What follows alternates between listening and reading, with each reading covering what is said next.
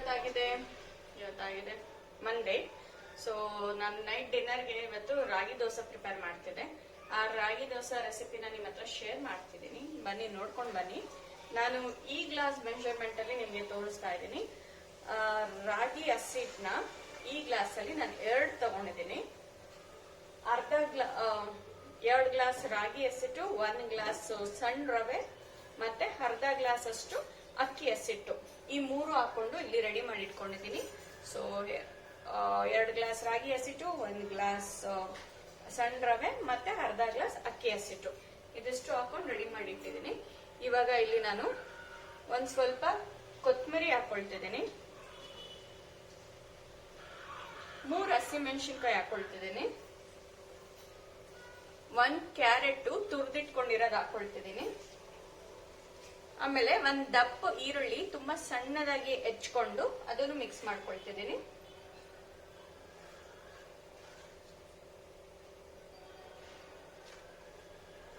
ನೀವು ಬೇಕಾದ್ರೆ ಟೊಮೆಟೊನ ಸೀಡ್ಸ್ ತೆಗೆದ್ಬಿಟ್ಟು ಸಾಫ್ಟ್ ಲೇಯರ್ ತೆಗೆದು ಬರೀ ಅದೇನು ಹಾರ್ಡ್ ಲೇಯರ್ ಇರುತ್ತಲ್ಲ ಅದನ್ನ ಮಾತ್ರ ಸಣ್ಣ ಸಣ್ಣದಾಗಿ ಹೆಚ್ಕೊಂಡು ಹಾಕೊಳ್ಬಹುದು. ಇಲ್ಲ ಅಂದ್ರೆ ಅದನ್ನ ಪ್ಯೂರಿ ಮಾಡ್ಕೊಂಡ್ಬಿಟ್ಟು ಮಿಕ್ಸ್ ಮಾಡ್ಕೊಳ್ಬಹುದು. ಟೊಮೆಟೊ ಇನ್ ಕೇಸ್ ನೀವು ಆಡ್ ಮಾಡ್ಬೇಕು ಅಂದ್ರೆ, ನಾನೇನ್ ಟೊಮೆಟೊ ಹಾಕೊಳ್ತಾ ಇಲ್ಲ, ಬರೀ ಕ್ಯಾರೆಟ್, ಈರುಳ್ಳಿ, ಕೊತ್ತಂಬರಿ, ಆಮೇಲೆ ಹಸಿಮೆಣಸಿನ್ಕಾಯಿ ಇದೆಷ್ಟು ಹಾಕೊಂಡು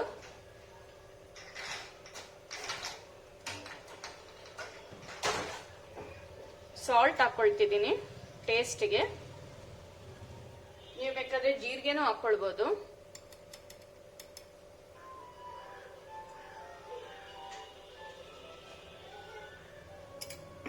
ಸೊ ಇದೆಷ್ಟು ಹಾಕೊಂಡು ಒಂದ್ಸರಿ ಕೈಯಲ್ಲಿ ಚೆನ್ನಾಗಿ ಮಿಕ್ಸ್ ಮಾಡ್ಕೊಳ್ಳಿ.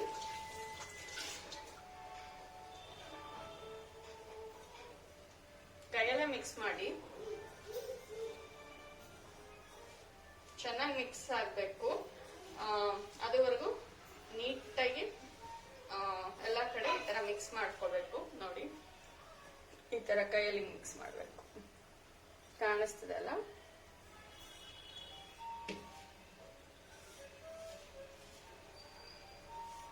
ಒಂದ್ಸರಿ ಈ ತರ ಚೆನ್ನಾಗಿ ಮಿಕ್ಸ್ ಮಾಡಿದ್ಮೇಲೆ ಒಂದ್ ಚೂರೇ ನೀರ್ ಹಾಕೊಂಡು ಚೆನ್ನಾಗಿ ಕಲ್ಸ್ಕೊಳ್ಳಿ. ನಮ್ಗೆ ರನ್ನಿಂಗ್ ಬ್ಯಾಟರ್ ಬೇಕು, ಅಂದ್ರೆ ತೆಳ್ಳಗ್ ಬೇಕು. ನೀವು ದೋಸಾಗೆ ಬ್ಯಾಟರ್ ಹೇಗೆ ಮಾಡ್ತಿರಲ್ಲ ಆ ಕನ್ಸಿಸ್ಟೆನ್ಸಿ ಇರಬೇಕು. ರನ್ನಿಂಗ್ ಫ್ಲೋಯಿಂಗ್ ಬ್ಯಾಟರ್ ಏನಿರುತ್ತಲ್ಲ ಆ ತರ ಇರಬೇಕು. ಸೇಮ್ ಇಂಗ್ರೀಡಿಯೆಂಟ್ಸ್ ಹಾಕೊಂಡು ನೀವು ಬೇಕಾದ್ರೆ ರೊಟ್ಟಿನೂ ಮಾಡ್ಕೊಳ್ಬಹುದು. ರಾಗಿ ರೊಟ್ಟಿ ನಾನು ಪ್ರೀವಿಯಸ್ ವ್ಲಾಗ್ ಅಲ್ಲಿ ನಾನು ತೋರಿಸಿದ್ದೀನಿ. ನಿಮ್ಮಿಷ್ಟ, ನಿಮ್ಗೆ ಏನೇನು ಆಡ್ ಮಾಡ್ಬೇಕು ಅನ್ಸುತ್ತೋ ಅದನ್ನ ಹಾಕೊಂಡು ಮಾಡ್ಬೋದು. ನಾನು ಹೇಳಿದ್ನಲ್ಲ, ಜೀರಿಗೆನೂ ಬೇಕಾದ್ರೆ ಹಾಕೊಳ್ಬೋದು, ಆದ್ರೆ ನಾನೇನು ಜೀರಿಗೆ ಹಾಕೊಳ್ತಿಲ್ಲ.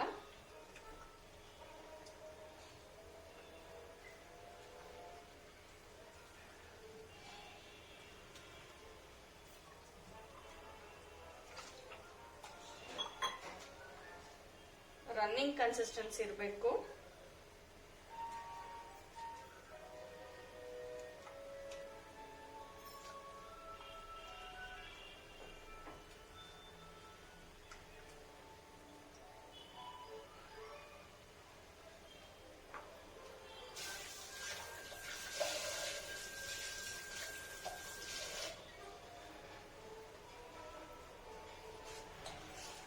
ಸೊ ನೋಡ್ಬೋದು ಬ್ಯಾಟರ್ ರೆಡಿ ಇದೆ. ನಂಗೆ ಇಷ್ಟು ಕನ್ಸಿಸ್ಟೆನ್ಸಿ ಇದ್ರೆ ಸಾಕು. So it is running and flowing consistency. You can watch this. ಇಷ್ಟಿದ್ರೆ ಸಾಕಾಗುತ್ತೆ. ಇದನ್ನ ನಾನು ಒಂದು 20 ಮಿನಿಟ್ಸ್ ಅಷ್ಟು ಚೆನ್ನಾಗಿ ಬ್ಯಾಟರ್ ನೆನೆಯಕ್ಕೆ ಬಿಟ್ಬಿಡ್ತೀನಿ. 20 ಮಿನಿಟ್ಸ್ ಆದ್ಮೇಲೆ ದೋಸೆ ಹಾಕೊಳ್ತೀನಿ. ನೀವು ಬೇಕಾದ್ರೆ ಇಮಿಡಿಯೇಟ್ ಹಾಕೊಳ್ಬಹುದು, ಬಟ್ ನಾನು 20 ಮಿನಿಟ್ಸ್ ಬಿಡ್ತೀನಿ ಯಾವಾಗೂ. ಸೊ ಇದನ್ನ ಈಗ 20 ಮಿನಿಟ್ಸ್ ಬಿಡ್ತೀನಿ. So ragi is a millet ಅಲ್ಲ, ಗುಡ್ ಫಾರ್ ಹೆಲ್ತ್. ಇವತ್ತು ಯಾಕೋ ಒಂದ್ ಸ್ವಲ್ಪ ಫೀವರಿಶ್ ಇತ್ತು ಅಂದ್ಬಿಟ್ಟು ರಾಗಿ ದೋಸೆ ನೈಟ್ ಡಿನ್ನರ್ಗೆ ಮಾಡ್ಕೊಳ್ತಾ ಇದ್ದೀನಿ. ನೀವು ಇದನ್ನ ಬೇಕಾದ್ರೆ ಸ್ನಾಕ್ಸ್ಗೂ ಮಾಡ್ಕೋಬಹುದು, ಇಲ್ಲ ಮಾರ್ನಿಂಗ್ ಬ್ರೇಕ್ಫಾಸ್ಟ್ ಅಥವಾ ಡಿನ್ನರ್ ಯಾವ್ದಕ್ಕಾದ್ರೂ ಮಾಡ್ಕೊಳ್ಬಹುದು ಆಸ್ ಪರ್ ಯುವರ್ ರಿಕ್ವೈರ್ಮೆಂಟ್. ಚೆನ್ನಾಗಿರುತ್ತೆ. ಏನಾದ್ರೂ ಜ್ವರ ಇದ್ರೆ ಇದು ಚೆನ್ನಾಗಿ ಅನ್ಸುತ್ತೆ. ಸೊ ಇದನ್ನ ನಾನು ಒಂದು 20 ಮಿನಿಟ್ಸ್ ಬಿಟ್ಬಿಟ್ಟು 20 ಮಿನಿಟ್ಸ್ ಆದ್ಮೇಲೆ ದೋಸಾನ ಹಾಕೊಳ್ತೀನಿ. ಮತ್ತೆ ಸಿಗ್ತೀನಿ 20 ಮಿನಿಟ್ಸ್ ಆದ್ಮೇಲೆ. Stay tuned. ಫ್ರೆಂಡ್ಸ್, ಈಗ ರಾಗಿ ದೋಸೆಗೆ ರೆಡ್ ಚಟ್ನಿ ಪ್ರಿಪೇರ್ ಮಾಡ್ಕೊಳ್ಳೋಣ. ರೆಡ್ ಚಟ್ನಿ ಹೇಗ್ ಮಾಡೋದು ಅಂತ ನಾನು ನಿಮ್ಗೆ ಈಗ ತೋರಿಸ್ತೀನಿ, ಬನ್ನಿ ನೋಡ್ಕೊಂಡ್ ಬರೋಣ. ನಾನಿಲ್ಲಿ ಒಂದು ಈರುಳ್ಳಿ ತಗೊಂಡಿದ್ದೀನಿ, 1 ಟೈಮ್ ಅಷ್ಟೇ ಮಾಡ್ಕೊಳ್ತಿರೋದ್ರಿಂದ ಒಂದು ಮೀಡಿಯಂ ಸೈಜ್ದು ಈರುಳ್ಳಿ ತಗೊಳ್ತಿದ್ದೀನಿ. ಆ ಈರುಳ್ಳಿನ ಎಣ್ಣೆಯಲ್ಲಿ ಫ್ರೈ ಮಾಡ್ಕೊಬರೋಣ. ಈಗ ಈರುಳ್ಳಿ ಫ್ರೈ ಮಾಡ್ಕೊಳಕ್ಕೆ ನಾನು ಚೂರು ಎಣ್ಣೆ ಹಾಕೊಳ್ತೀನಿ. ಒಂದು 1/2 ಸ್ಪೂನ್ ಹಾಕೊಂಡ್ರೆ ಸಾಕು. ಅಷ್ಟು ಎಣ್ಣೆ ಹಾಕೊಂಡು ಆನಿಯನ್ ಹಾಕೊಂಡು ಚೆನ್ನಾಗಿ ಫ್ರೈ ಮಾಡ್ಕೊಳ್ಳೋಣ.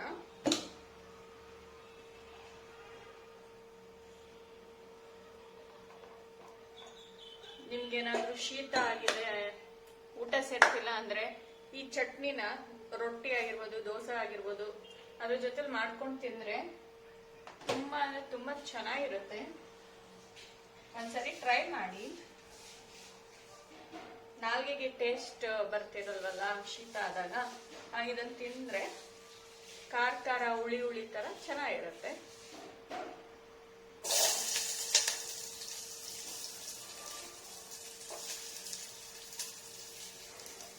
ನಾನೀಗ ದಪ್ಪದಾಗಿ ಈರುಳ್ಳಿ ಎತ್ಕೊಂಡಿದ್ದೀನಿ, ಯಾಕಂದ್ರೆ ಅದನ್ನ ರುಬ್ಕೊಳ್ಬೇಕಲ್ಲ, ಅದಕ್ಕೆ. ಈರುಳ್ಳಿ ಕಲರ್ ಚೇಂಜ್ ಆಗೋವರೆಗೂ ಚೆನ್ನಾಗಿ ಫ್ರೈ ಮಾಡ್ಕೊಳ್ಳೋಣ.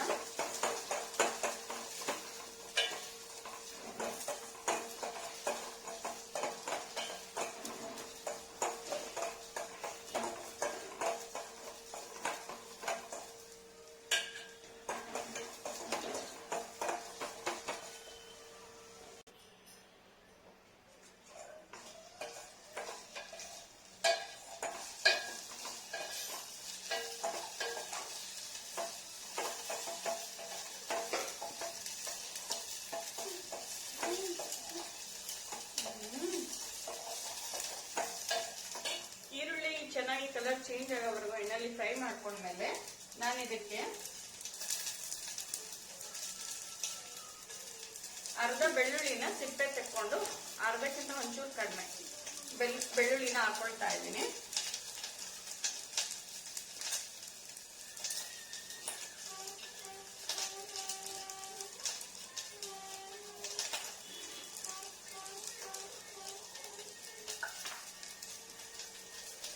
ಬೆಳ್ಳುಳ್ಳಿ ಹಾಕೊಂಡ್ಮೇಲೆ ಕೊತ್ತಂಬರಿ ಒಂದ್ ಸ್ವಲ್ಪ ಹಾಕೊಳ್ತಾ ಇದ್ದೀನಿ. ಕೊತ್ತಂಬರಿ ಒಂದು ಇಷ್ಟು ಹಾಕೊಂಡ್ರೆ ಸಾಕು. ಮತ್ತೆ ಒಣಮೆಣಸಿನ್ಕಾಯಿ ಏನಿದೆಯಲ್ಲ ಅದೊಂದು 6ರಿಂದ 7 ಮೆಣಸಿನ್ಕಾಯಿ ಹಾಕೊಳ್ತಾ ಇದ್ದೀನಿ.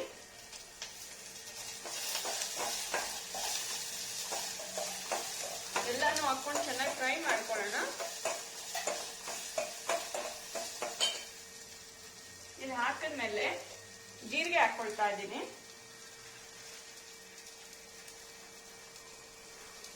ಜೀರಿಗೆ 1 ಸ್ಪೂನ್ ಅಷ್ಟು ಹಾಕೊಂಡಿದ್ದೀನಿ. ಮೆಣಸು ಹಾಕೊಳ್ತಿದ್ದೀನಿ.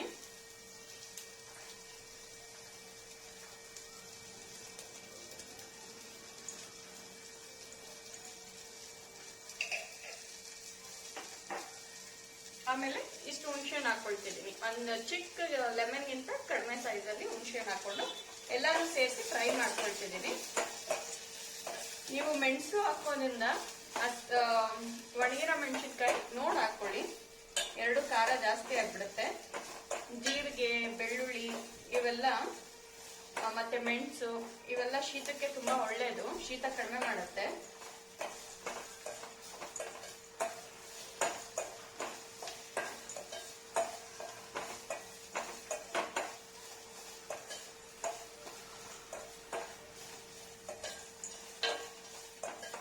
ನೀವು ಬೇಕಾದ್ರೆ ರಾಗಿ ರೊಟ್ಟಿ ಆದ್ರೂ ಮಾಡ್ಕೋಬಹುದು, ರಾಗಿ ದೋಸಾ ಅಥವಾ ರವಾ ದೋಸಾ, ರವಾ ರೊಟ್ಟಿ, ಇದಕ್ಕೆಲ್ಲ ಈ ಚಟ್ನಿ ತುಂಬಾ ಚೆನ್ನಾಗಿರುತ್ತೆ, ಖಾರ ಖಾರವಾಗಿ.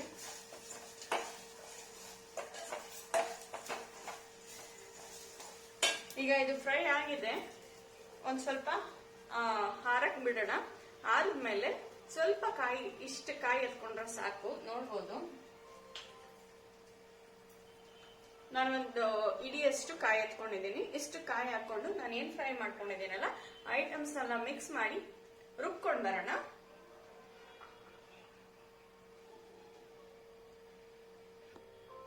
ಈಗ ನಾನಿಲ್ಲಿ ಮಿಕ್ಸಿಗೆ ನಾನು ಎಷ್ಟು ಕಾಯಿ ತೋರಿಸಿದ್ನಲ್ಲ ಅಷ್ಟು ಕಾಯಿ ಹಾಕೊಂಡು ಏನ್ ಫ್ರೈ ಮಾಡಿ ಇಟ್ಕೊಂಡಿದ್ನಲ್ಲ ಅಷ್ಟು ಐಟಮ್ಸ್ ಹಾಕೊಂಡು ಸಾಲ್ಟ್ ಟೇಸ್ಟಿಗೆ ಹಾಕೊಂಡು ಡ್ರೈ ಆಗಿ ಫಸ್ಟ್ ರುಬ್ಕೊಳ್ತೀನಿ. ನೀರ್ ಬೇಕಾದ್ರೆ ನೀವು ಹಾಕೊಳ್ಳಿ.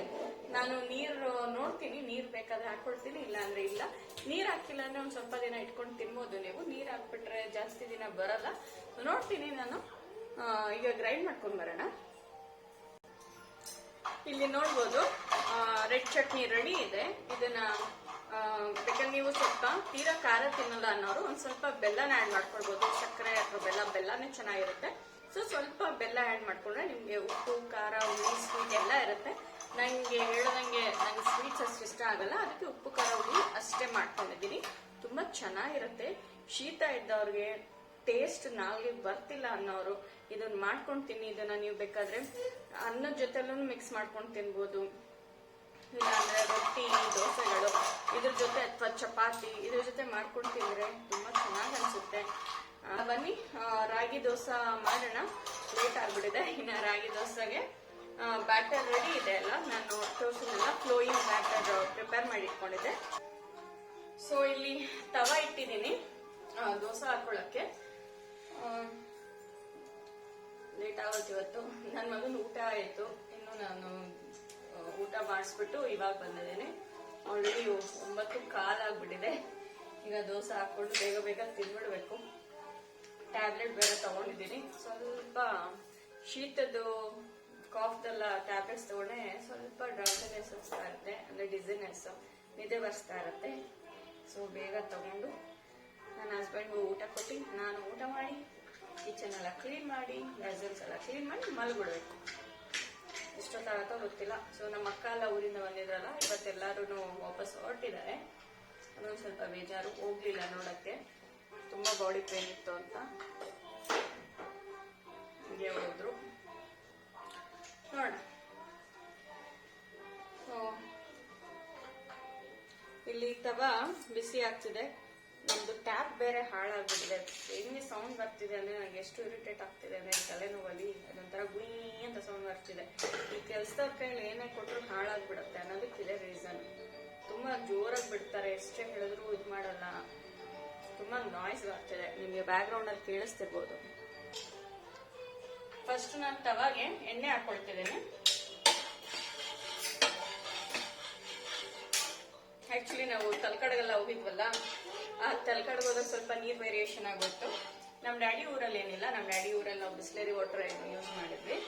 ಆದ್ರೆ ತಲಕಾಡಲ್ಲಿ ನೀರ್ ವೇರಿಯೇಷನ್ ಆಯ್ತು. ಸ್ವಲ್ಪ ಶೀತ ತರ ಬಂದ್ಬಿಡಿದೆ ಎಲ್ಲರಿಗೂ. ಸ್ವಲ್ಪ ಶೀತ ಅಷ್ಟೇ, ಬೇರೆ ಬರಲ್ಲ.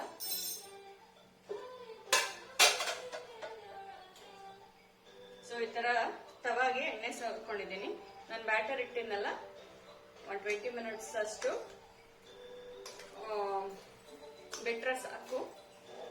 ಸೊ ಅದನ್ನ ಇನ್ನೊಂದ್ಸರಿ ಚೆನ್ನಾಗಿ ಸ್ಟರ್ ಮಾಡ್ಕೊಂಡು ತವ ಮೇಲೆ ಹಾಕೊಳ್ತಿದ್ದೀನಿ. ನನ್ನ ಮಗ ಆಟ ಆಡ್ತಿದ್ದಾನೆ. ಈ ತರ ಹಾಕೊಳ್ಳಿ.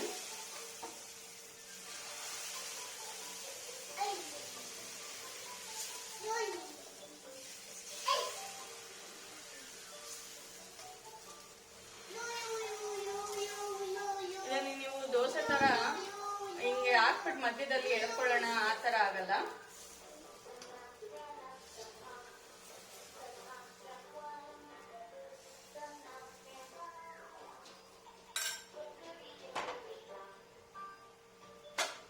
ಸೊ ಹಿಂಗ್ ಹಾಕ್ಬಿಟ್ಟು ಎಣ್ಣೆ ಅಥವಾ ತುಪ್ಪ ನಿಮ್ಗೆ ಏನ್ ಬೇಕೋ ಅದು ಹಾಕೊಳ್ಳಿ. ನಾನು ತುಪ್ಪ ಏನು ಹಾಕೊಳ್ತಿಲ್ಲ, ಎಣ್ಣೆನೇ ಹಾಕೊಳ್ತಿದ್ದೀನಿ. ಸುತ್ತಲೂ ಹಿಂಗ್ ಹಾಕೋಬಿಡೋಣ.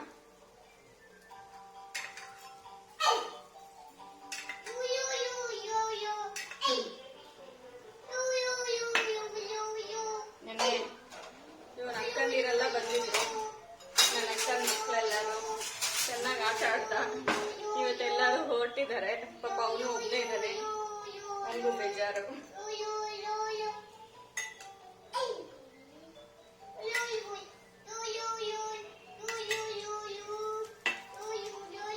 ಯೂಶಲಿ ಅವರು ಓಡೋ ಟೈಮಲ್ಲಿ ನಾವು ಹೋಗಿ ಡ್ರಾಪ್ ಮಾಡಿ ಬರ್ತೀವಿ. ಬಟ್ ಇವತ್ತು ನನ್ನ ಹಸ್ಬೆಂಡ್ಗೆ ಕೆಲಸ ಬೇರೆ ಇದೆ, 11:30 ಲಾಗೌಟ್ ಇಲ್ಲ. ಮತ್ತೆ ನನಗೂ ಸ್ವಲ್ಪ ಜ್ವರ ಬಂದಂಗಿತ್ತು ಅಂತ ನನ್ಬಿಟ್ಟು ಎಲ್ಲೂ ಹೋಗಕ್ಕೆ ಮನಸ್ಸೇ ಆಗ್ಲಿಲ್ಲ. ಅದಕ್ಕೋಸ್ಕರ ಹೋಗೋಕ್ಕಾಗಲಿಲ್ಲ. ಇಟ್ಸ್ ಓಕೆ, ವಿಡಿಯೋ ಕಾಲ್ ಮಾಡ್ಕೊಳ್ತೀನಿ. ಎಲ್ಲರೂ ಬರೋವಾಗ ಚೆನ್ನಾಗಿರುತ್ತೆ, ಅವರು ಯಾವಾಗಲೂ ಅಷ್ಟೇ ಹೊರಡುವಾಗ ಬೋರ್ ಆಗ್ಬಿಡುತ್ತೆ.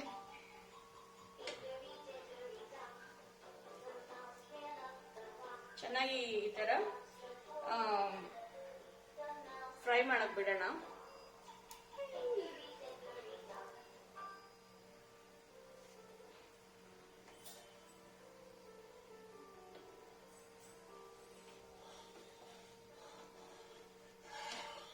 ನೀವು ಬೇಕಾದ್ರೆ ಇದನ್ನ ತುಂಬಾ ತಿನ್ನಾಗಾದ್ರೂ ಹಾಕೊಳ್ಬಹುದು, ತೆಳ್ಳಗೆ, ಅಥವಾ ತಿಕ್ಕಾಗಾದ್ರೂ ಹಾಕೊಳ್ಬಹುದು. ನಾನು ಸ್ವಲ್ಪ ಮಂದವಾಗಿ ಮಾಡ್ತೀನಿ. ಅಂದ್ರೆ ಇಲ್ಲ, ನಾನು ಸ್ವಲ್ಪ ಮಂದನೆ ಮಾಡ್ತೀನಿ. ಈ ರಾಗಿ ದೋಸೆ, ರವಾ ದೋಸೆ ಅಲ್ಲ, ಒಂದ್ ಸ್ವಲ್ಪ ಮಂದಕ್ಕಿದ್ರೆ ನಂಗೆ ಇಷ್ಟ ಆಗುತ್ತೆ.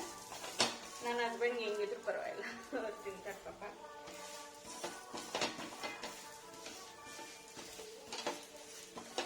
ಸೊ ನಿಮಗೆ ಕಾಣಿಸ್ತಿರ್ಬೋದು ಎಷ್ಟು ಚೆನ್ನಾಗಾಗಿದೆ. ಇದನ್ನ ನೀವು ಬೇಕಾದ್ರೆ ಓಟ್ಸ್ ಅಲ್ಲೂ ಮಾಡ್ಬೋದು, ಅಥವಾ ಎಷ್ಟೊಂದು ಮಿಲ್ಲೆಟ್ಸ್ ವೆರೈಟೀಸ್ ಇದೆಯಲ್ಲ, ಆ ಮಿಲ್ಲೆಟ್ಸ್ ನ ನೀವು ಏನಂತಾರೆ ಪೌಡರ್ ಮಾಡ್ಕೊಂಡು ಈ ತರ ಮಾಡ್ಕೊಳ್ಬಹುದು. ಡಯಾಬಿಟಿಕ್ ಪೇಷಂಟ್ಸ್ ಇರ್ತಾರಲ್ಲ, ಅವ್ರಿಗೆಲ್ಲ ಇಂಥ ಫುಡ್ಸ್ ತುಂಬಾ ಚೆನ್ನಾಗಿರುತ್ತೆ. ಮತ್ತೆ ನೋಡ್ಕೊಳ್ಳಿ, ಕೆಲವು ಮಿಲ್ಲೆಟ್ಸ್ ಕೆಲವ್ರಿಗೆ ಆಗಲ್ಲ, ಸ್ವಲ್ಪ ಏನಂತಾರೆ ಒಬ್ರೊಬ್ರು ಕಾನ್ಸ್ಟಿಪೇಷನ್ ಆಗುತ್ತೆ, ಒಬ್ರೊಬ್ರು ಲೂಸ್ ಮೋಷನ್ ಆಗುತ್ತೆ. ಡಿಪೆಂಡ್ಸ್ ಆನ್ ದ ಬಾಡಿ, ಆಯ್ತಾ? ಅದು ನೋಡ್ಕೊಂಡು ನಿಮ್ಗೆ ಯಾವ ಮಿಲ್ಲೆಟ್ಸ್ ನಿಮ್ ಬಾಡಿಗೆ ಸೆಟ್ ಆಗುತ್ತೋ ಅದನ್ನ ಯೂಸ್ ಮಾಡ್ಕೊಳ್ಳಿ. ಈವನ್ ಓಟ್ಸ್ ಕೂಡ ಒಬ್ರೊಬ್ರಿಗೆ ಹೆಲ್ತ್ ಸ್ವಲ್ಪ ಡೈಜೆಷನ್ ಇಶ್ಯೂಸ್ ಆಗುತ್ತೆ. ನೋಡ್ಕೊಂಡು ಹಾಕೊಳ್ಳಿ, ನೋಡ್ಕೊಂಡು ತಗೊಳ್ಳಿ. ನಾನು ಯಾವಾಗ್ಲೂ ಒಂದ್ ಸೈಡ್ ಅಷ್ಟೇ ದೋಸೆಗಾಗಿರ್ಬೋದು ಎದಕ್ಕಾದ್ರೂ ಒಂದ್ ಸೈಡ್ ಅಷ್ಟೇ ನಾನು ಆಯಿಲ್ ಹಾಕೊಳ್ತೀನಿ, 2 ಸೈಡ್ ಹಾಕೊಳಕ್ ಹೋಗಲ್ಲ. 6 ಸೈಡ್ ಹಾಕಿದ್ನಲ್ಲ, ಈಗ ಫ್ಲಿಪ್ ಮಾಡಿದ್ಮೇಲೆ ನಾನೇನು ಎಣ್ಣೆ ಏನು ಹಾಕ್ಲಿಲ್ಲ.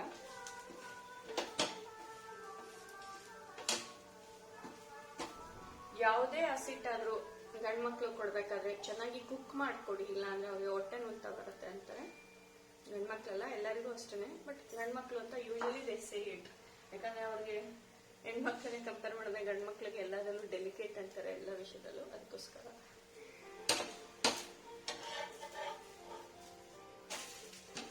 ನೋಡ್ಬೋದು ಏನ್ ಸಕಲಾಗಿದೆ ಅಂದ್ರೆ.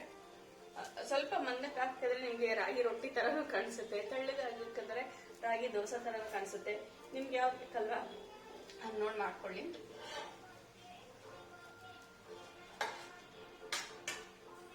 ಟ್ರಸ್ಟ್ ಮೀ, ಎಷ್ಟು ಚೆನ್ನಾಗಿರುತ್ತೆ ಅಂದ್ರೆ, ಜ್ವರ ಬಂದಾಗ ನಮ್ಮಮ್ಮ ರವೆ ರೊಟ್ಟಿ ಮಾಡೋರು. ರವೆ ರೊಟ್ಟಿನೋ ರವೆ ದೋಸೆನೋ ಈ ತರ ಕಡಲೆಬೇಳೆ ಚಟ್ನಿ ಮಾಡಿ ಜ್ವರ ಬಂದಾಗ ಸಕ್ಕತ್ತಾಗಿರೋದು.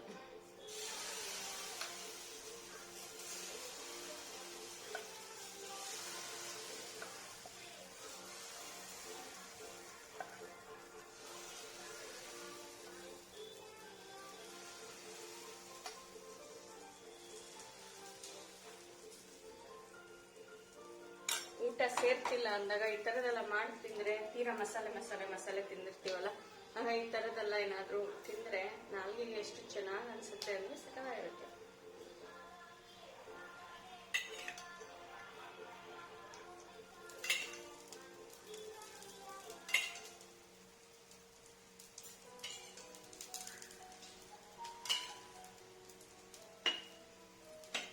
ಫಸ್ಟ್ ಇದು ಹಾಕ್ಬಿಟ್ಟು ನನ್ನ ಹಸ್ಬೆಂಡ್ ಕೊಟ್ಬಿಡ್ಬೇಕು, ಲೇಟ್ ಆಗೋಯ್ತು ಅವ್ರ ಡಿನ್ನರ್ಗೆ. ಸೊ ಅವ್ರಿಗೆ ಕೊಟ್ಟು ಆಮೇಲೆ ನಾನು ಹಾಕೊಂಡು ತಿಂದು ಎಷ್ಟೊತ್ತಾಗುತ್ತೋ ಮಲಗಕ್ಕೆ ಗೊತ್ತಿಲ್ಲ. ಈಗಲೇ ನಿದ್ದೆ ಹಿಂಗೆ ಬರ್ತಾ ಇದೆ ನನಗೆ.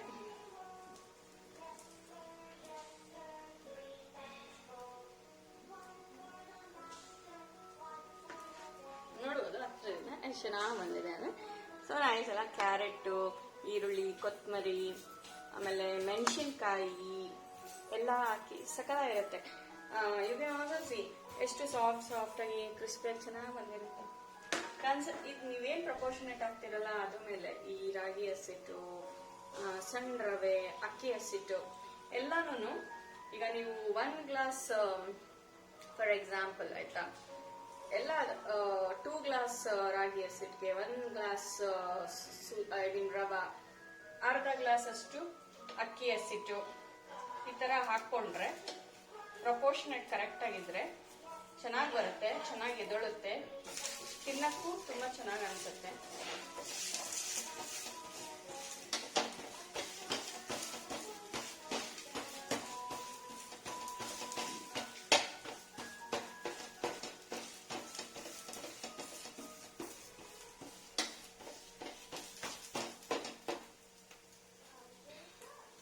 ಇದು ನೀವೊಂದು ಕಾಯಿ ಚಟ್ನಿ ಜೊತೆನೂ ತಿನ್ಬೋದು. ಆದ್ರೆ ನಾನು ನಿಮ್ಗೆ ಹೇಳ್ದಂಗೆ ಶೀತ ಇರೋದಕ್ಕೆ ನಾನು ಈ ತರ ರೆಡ್ ಚಟ್ನಿ ಮಾಡ್ಕೊಂಡಿದ್ದೀನಿ. ಈ ರೆಡ್ ಚಟ್ನಿ ಅಂದ್ರೆ ನಮ್ಮ ಮೈಸೂರು ಕಡೆ ಉಪ್ಸಾರು ಅಂತ ಮಾಡ್ತಾರೆ, ಅದಕ್ಕೂ ಈ ಚಟ್ನಿ ಯೂಸ್ ಮಾಡ್ತಾರೆ. ಅಂದ್ರೆ ನಮ್ಗೆ ಆ ಚಟ್ನಿ ಇದೇ ತರ ಮಾಡ್ತಾರೋ ಏನೋ ಗೊತ್ತಿಲ್ಲ, ಬಟ್ ಅದೇ ಟೇಸ್ಟೇ ಬರುತ್ತೆ. ಇದು ಉಪ್ಸಾರು ನೋಡಿರ್ತೀರ, ಉರುಳಿ ಉಪ್ಸಾರು, ಬೇಳೆ ಉಪ್ಸಾರು ಅದೆಲ್ಲ ಮಾಡ್ತಾರೆ, ಅದಕ್ಕೆ ಈ ತರ ಚಟ್ನಿ ಮಾಡ್ತಾರೆ. ನಮ್ಮ ಮೈಸೂರು ಕಡೆ ಫೇಮಸ್.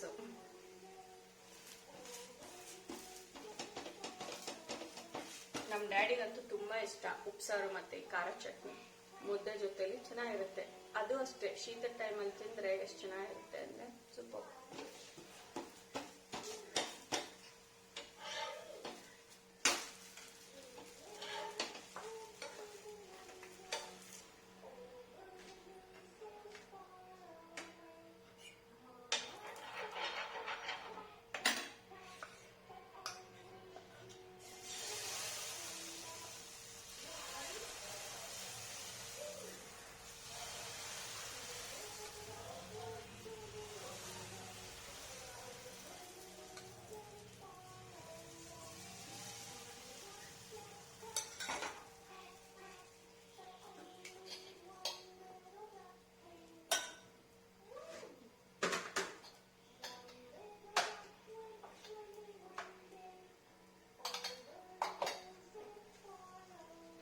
ನೋಡ್ಬೋದು.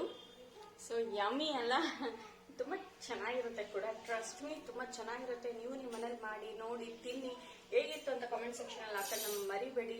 ಚೆನ್ನಾಗಿರುತ್ತೆ. ಇದೆಲ್ಲ ಹಳ್ಳಿ ಸ್ಟೈಲ್ದಲ್ವಾ, ಚೆನ್ನಾಗಿರುತ್ತೆ. ಟ್ರೈ ಮಾಡಿ ನೋಡಿ. ಇದು ನಮ್ಮ ಮೈಸೂರು ಊಟನೇ ಅನ್ಬೋದು. ಚೆನ್ನಾಗಿರುತ್ತೆ, ಮಾಡಿ ತಿನ್ನಿ ನೋಡಿ ಹೇಗಿತ್ತು ಅಂತ ಕಮೆಂಟ್ ಸೆಕ್ಷನ್ ಹಾಕಿ ಮರಿಬೇಡಿ. ಈ ಲಾಗ್ ನಿಮ್ಗೆ ಇಷ್ಟ ಆಗಿದ್ದಲ್ಲಿ ಲೈಕ್, ಶೇರ್ ಮತ್ತೆ ಕಮೆಂಟ್ ಮಾಡೋದನ್ನ ಮರಿಬೇಡಿ. ಇನ್ನೂ ಯಾರೆಲ್ಲ ನನ್ನ ಚಾನಲ್ಗೆ ಸಬ್ಸ್ಕ್ರೈಬ್ ಆಗಿಲ್ವೋ ಹೋಗಿ ಸಬ್ಸ್ಕ್ರೈಬ್ ಆಗಿ, ಮತ್ತೆ ಪಕ್ಕದಲ್ಲಿರೋ ಬೆಲ್ ಐಕನ್ ಪ್ರೆಸ್ ಮಾಡಿ. ಸೊ ಅದ್ರಲ್ಲಿ ನಾನು ಎಲ್ಲ ವಿಡಿಯೋಸ್ ನಿಮ್ ನೋಟಿಫಿಕೇಶನ್ ಪಾಪಪ್ ಆಗುತ್ತೆ. You can watch my videos ಅಂತ ಹೇಳ್ತಾ ನಾನು ಈ ಲಾಗ್ ನ ಇಲ್ಲಿಗೆ ಮುಗಿಸ್ತಿದ್ದೀನಿ. See you in my next vlog. Until then take care, bye. ಈಗ ಇದನ್ನ ನನ್ನ ಹಸ್ಬೆಂಡ್ಗೆ ಕೊಟ್ಟು ಬರ್ತೀನಿ ಡಿನ್ನರ್ ಪ್ಲೇಟ್. ಬಾಯ್.